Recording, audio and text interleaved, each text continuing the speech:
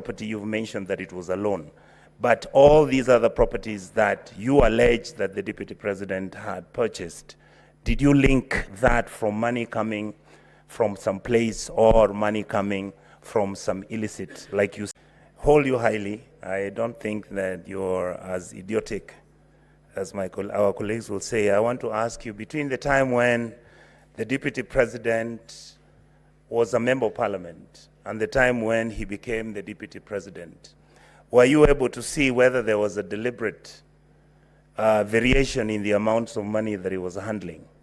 Did you see whether the money that he was handling as a member of Parliament, for example, changed then to the money that you brought in, where you're saying that there is some money laundering taking place? Were you able, or are you able to show that distinction in order for you to make your case? The second question I wanted to ask you again on the same issue. When you are trying to find out whether there is money laundering on any transaction, and I know chances are you did not have the technical expertise and maybe an investigative agency to help you, but did you by any chance find out money moving from anywhere, either through His Excellency the Deputy President's private accounts or any money that was being borrowed? Because I know that one property you've mentioned that it was a loan, but all these other properties that you allege that the Deputy President had purchased, did you link that from money coming from some place or money coming from some illicit, like you say? Because I don't see that evidence on the table.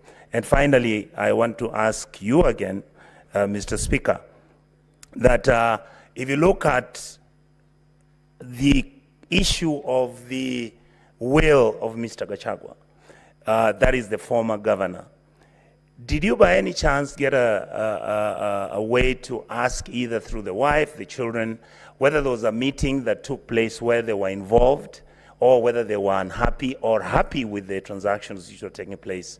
Because there isn't any evidence whatsoever of, for example, the wife complaining or the children complaining. Did you get anything like that which is substantive? Thank you, Mr. Speaker.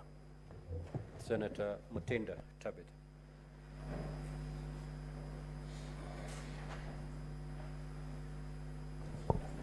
Thank you, Mr. Speaker. My two questions goes to you, Honorable Mutuse. First, in regards to this company by the name Crystal Kenya Limited, Ground 7, date of incorporation is 2009. And the CR12 that you have submitted to this house is for this year. Would you tell this house who was the initial director